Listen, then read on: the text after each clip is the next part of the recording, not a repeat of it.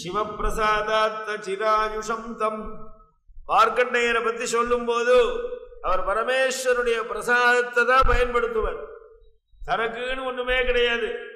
சிவனுக்கு நிவேதனம் பண்ணதால் அன்னத்தையே சாப்பிடுறது, சிவனுக்கு அபிஷேகம் பண்ண விபூதியே பூசிக்கிறது, இப்படியே பண்ணிருந்ததுனால தீர்காயுஷா இருந்தார். அதனால அதை பயன்படுத்தலாம், தவறில்லை. அதே சமயம் கோவில்ல கொடுக்கறான்னு சக்கர பொங்கல் இன்னும் என்னென்ன கொடுக்கறா தெரியல,